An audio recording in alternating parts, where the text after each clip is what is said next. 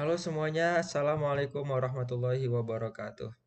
Eh, Ketemu kembali teman-teman semuanya, kelas 12 SMA Negeri 3 Bandung, di mata pelajaran Matematika Wajib atau Matematika Umum bab Statistika. Baik, pada kali ini Bapak akan membuat video pembelajaran untuk bisa kita sama-sama pelajari dan kalian tonton bersama teman-temannya mungkin tentang lanjutan dari materi statistika yang mana pada pertemuan-pertemuan sebelumnya mungkin Bapak sudah pernah memberikan arahan kepada kalian agar bisa belajar secara mandiri, baca sendiri atau bahkan diskusi dengan teman-temannya. Kita juga sempat conference lewat Zoom atau Google Meet tentang awal-awal materi statistika dan apa itu statistika gitu ya. Nah, kali ini fokus video pembelajaran kali ini Bapak akan memberikan penjelasan tentang uh, ukuran atau tentang nilai ukuran data ya. Jadi ukuran data itu nanti ada 3 macam yang akan kita sama-sama pelajari lewat slide-slide di Microsoft PowerPoint berikut ini. Baik, kita mulai saja.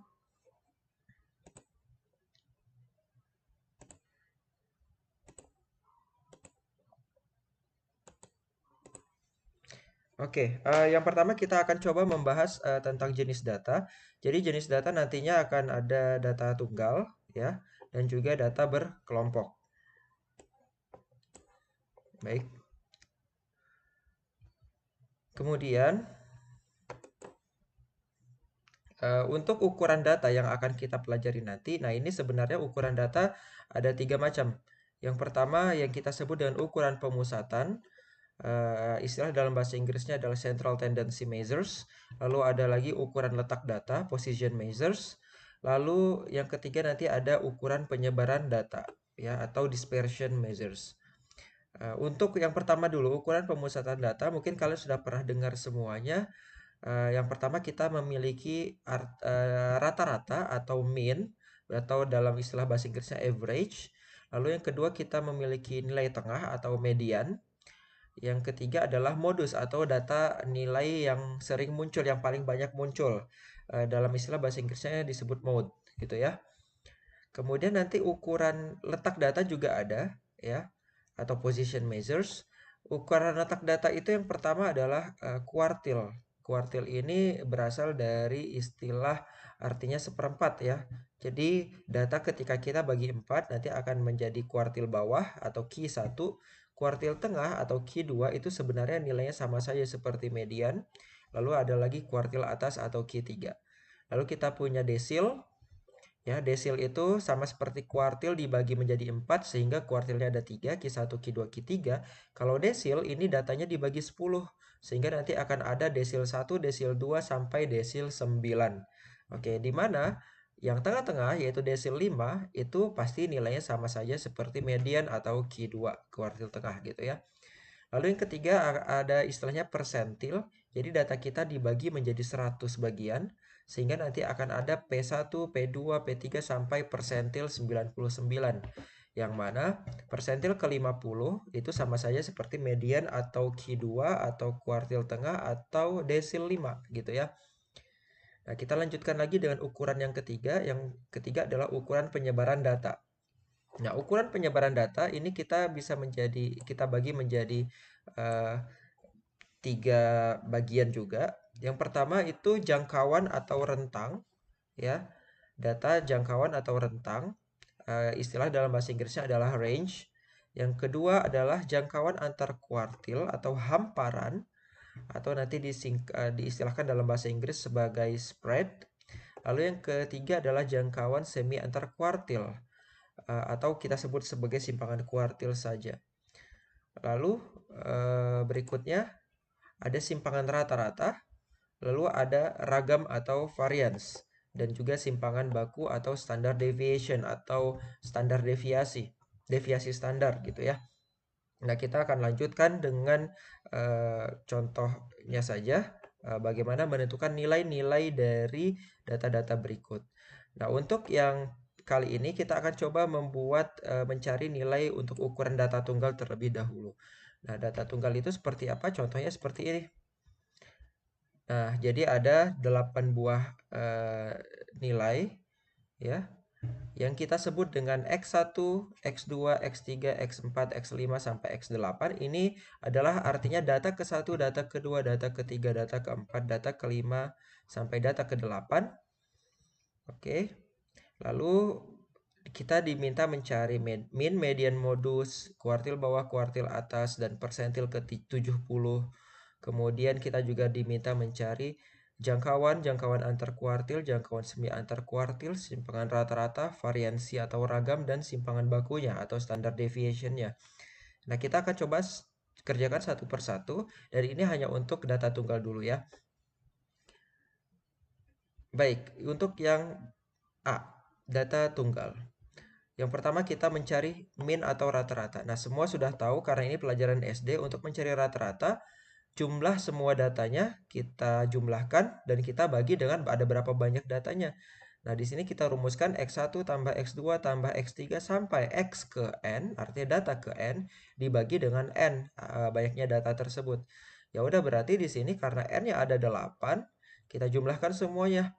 14 tambah 16 tambah 18 tambah 18 tambah 20, 23, 29, 30 dibagi 8, hasilnya 21.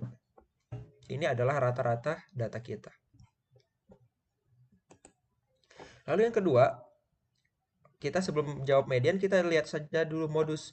Nah, karena di sini ada satu buah data yang nilainya disebutkan 2 kali, dan selain itu data yang lain hanya disebutkan 1 kali, berarti modus kita adalah 18, gitu ya. Kalau misalnya ada nilai yang disebutkan sama-sama 2 kali, berarti modusnya ada 2 buah, karena modus itu tidak unik, tidak hanya satu. Tapi modus bisa saja tidak ada apabila semua data frekuensinya sama gitu ya. Misalnya 14, 16, 17, 18, 20, 23, 29, 30. Artinya semua data hanya muncul 1 kali atau semua data hanya sama-sama muncul 2 kali. Berarti di situ modusnya tidak ada. Ya, karena kalau di sini modusnya adalah 18. Lalu nah sekarang kita akan coba mencari median. Baik, yang akan Bapak tekankan di sini adalah posisi median. Ya. Nah, posisi median selalu rumusnya adalah N tambah 1 bagi 2. Itu posisi median. Baik datanya berjumlah genap ataupun datanya berjumlah ganjil. Nah, sekarang kebetulan data kita berjumlah apa? 1, 2, 3, 4, 5, 6, 7, 8. Ada 8, ada berjumlah genap. Berarti posisi median kita ada di 8 tambah 1 bagi 2. Ya, berarti 9 bagi 2 ada di posisi ke 4,5. Nah, coba kita lihat data 4,5 itu artinya benar-benar di tengah-tengah antara data keempat sama data kelima. Berarti tinggal data keempat tambah data kelima bagi 2 saja. 18 tambah 20 bagi 2, 19. Berarti di sini ya. Nah, inilah median kita 19. Nah, sekarang kita coba jawab pertanyaan yang B. Pertanyaan yang B itu tadi pertanyaannya apa? Carilah nilai kuartil bawah, kuartil atas, dan persentil ke-70. Oke, jadi yang B ini adalah ukuran letak ya. Kalau yang A tadi ukuran pemusatan, yang B ini adalah ukuran letak karena ditanyanya kuartil dan juga persentil. Nah, perhatikan persentil ke-70 ini sama saja seperti desil ke-70. Desil ke-7 ya. Itu. Baik, kita lanjut. Untuk jawaban pertanyaan yang B. Nah, sama seperti median, ya, median itu kan sebenarnya Q2 ya, kuartil tengah. Nah, Bapak akan coba tekankan posisi kuartil bawah atau Q1 di sini adalah kalau median itu bagi 2, setengah dari datanya, jadi N tambah 1. Kalau kuartil 1 atau kuartil bawah, ya, posisinya ada pada data ke seperempat dari N tambah 1. Nah, N tambah 1 kita kan 8 tambah 1, 9 ya. 9 kali seperempat itu adalah 2,25. Nah, perhatikan data ke 2,25 ada di mana? Ada di sini. Ya, ada di antara data ke-16 dan data ke-18. Tapi perhatikan, Berbeda dengan mencari median, kalau mediannya itu katanya ada di data ke 4,5, kita bisa langsung lihat di sini 4,5 adalah 19 karena tengah-tengah 18 dan 20. Tapi kalau kuartil 1 itu tidak seperti median, ya. Nilai tepatnya kuartil 1 itu kan katanya ada di data ke 2,25. Jadi kalian nggak boleh langsung ambil 17 kuartil satunya karena di tengah-tengah data kedua dan data ketiga. Tidak, karena dia posisinya bukan 2,5 tapi 2,25. Nah, jadi caranya gimana? Caranya untuk mencari kuartil 1, data keduanya ya X2 kita tambahkan dengan, kan ini kan 0,25 ya. 0,25 kali selisih data ketiga dan data kedua gitu. Data ketiganya 18, data keduanya 16 gitu ya. Jadi data kedua 16 ditambah 0,25 kali 18 kurang 16 berarti 0,25 kali 2 ya. Berapa? 0,5.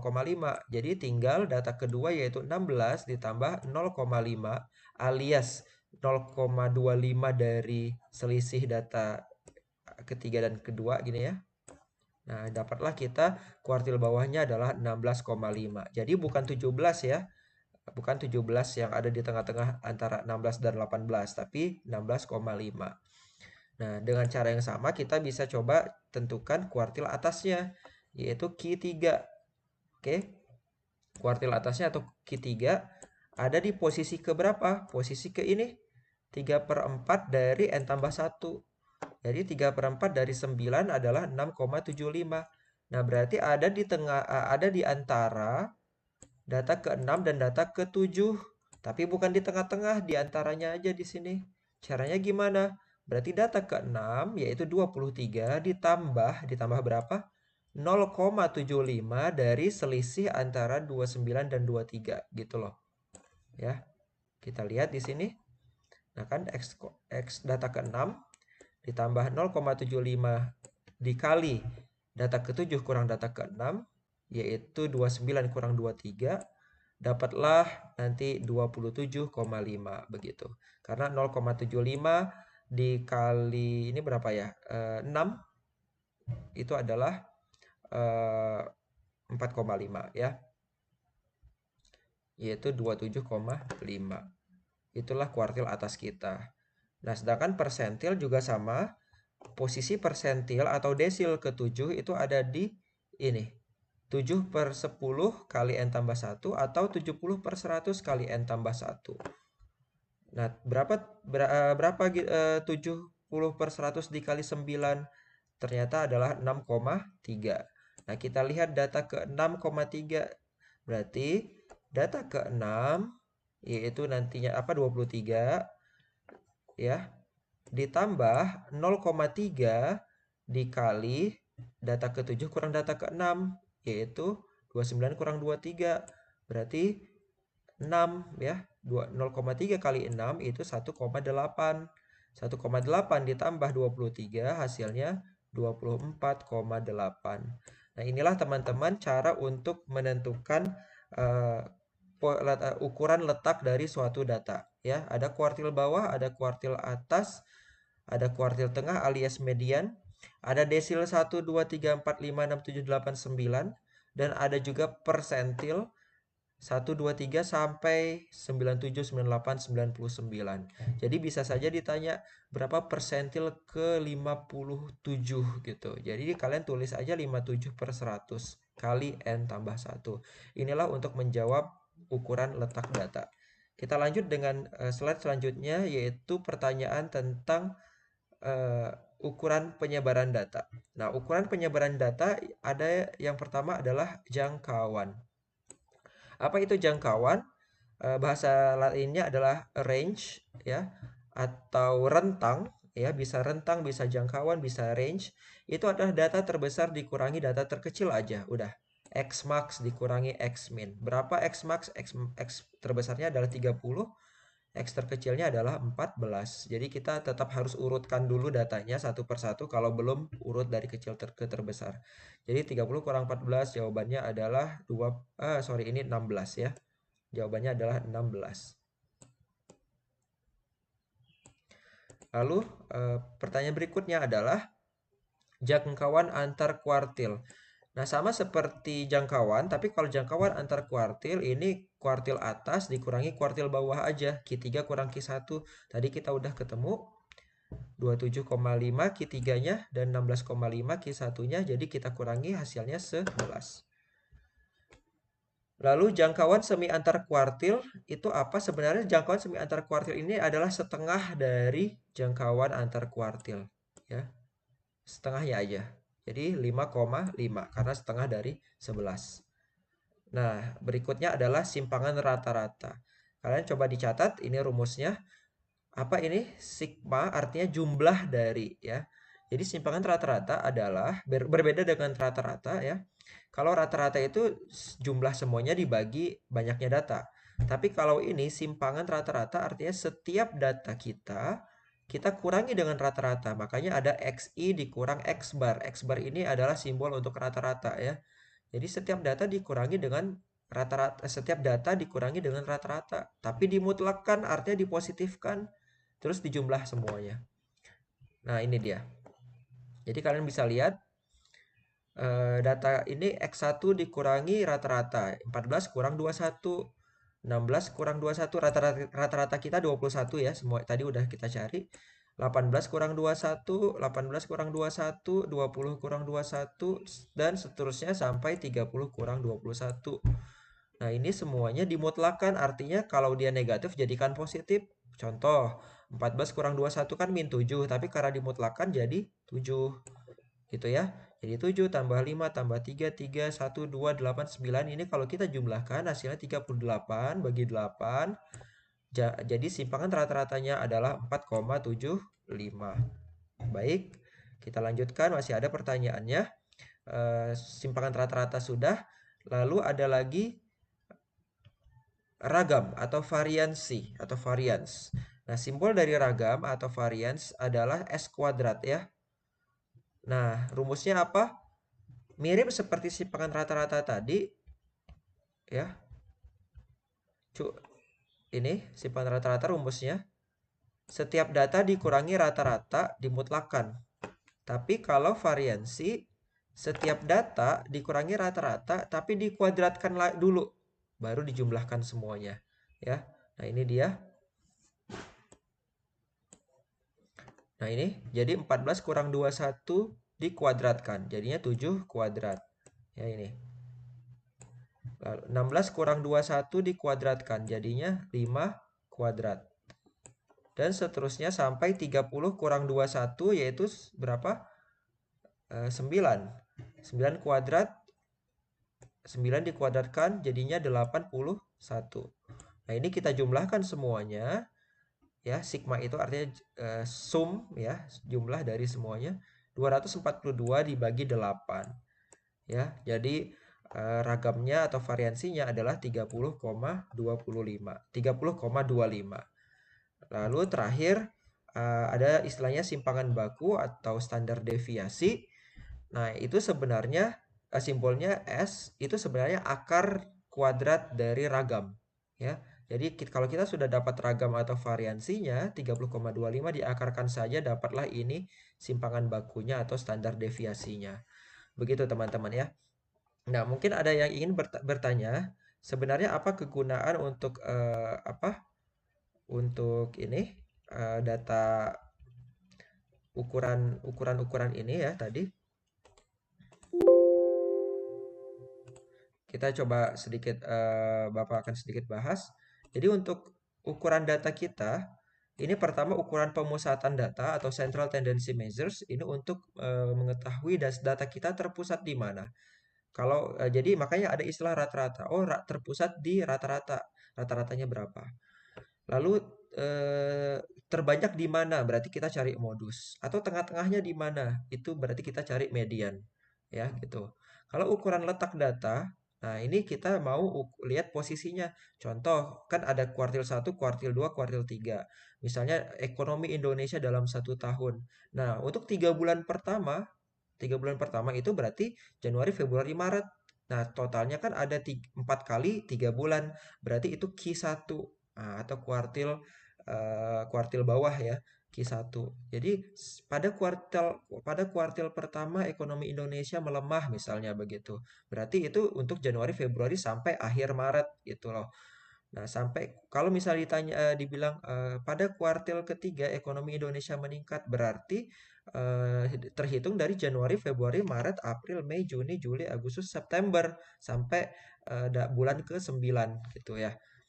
Nah, jadi kemudian untuk ukuran penyebaran data, nah untuk ukuran penyebaran data ini kenapa penting? Kita lihat di contoh soal saja tadi penyebaran data ya.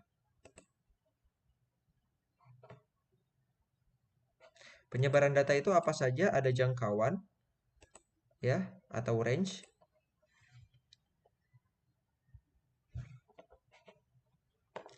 ada jangkauan antar kuartil, ada jangkauan semi antar kuartil. Nah, kenapa kita penting harus mengetahui jangkauan? Karena begini bisa saja ada dua buah data. Rata-ratanya sama, modusnya sama, mungkin mediannya sama, tapi ada mungkin saja yang nggak sama. Nah, jangkauannya yang satu bisa saja lebih besar, lebih nyebar gitu kan, namanya juga ukuran penyebaran data karena range-nya rentangnya dari 14 sampai 30. Mungkin yang satu dari 16 sampai 29 gitu loh. Nah ya, jadi untuk ukuran jangkauan ini untuk melihat ketersebaran data kita gitu. Kemudian ada lagi tadi kan ragam ya, ragam atau variansi ini untuk melihat apakah data kita monoton itu saja atau beragam macam-macam jenis datanya. Nah, itu dia. Ya. Baik, teman-teman semuanya, ini adalah contoh kita mengerjakan mencari nilai ukuran data ya, mulai dari ukuran pemusatan, ukuran letak sampai ukuran penyebaran, baru data tunggal saja. Di video selanjutnya, insya Allah kita akan mempelajari bagaimana cara mencari nilai ukuran data ya, pemusatan, penyebaran, sama letak untuk data-data yang berkelompok. Rumusnya kurang lebih sama, tapi ada sedikit beda. Tapi eh, insya Allah kalau kita bisa pahami, tidak akan sulit-sulit amat. Baik, sampai di sini dulu untuk video kita kali ini. Sampai ketemu di video selanjutnya. Terima kasih atas perhatiannya. Bapak ucapkan selamat belajar. Assalamualaikum warahmatullahi wabarakatuh.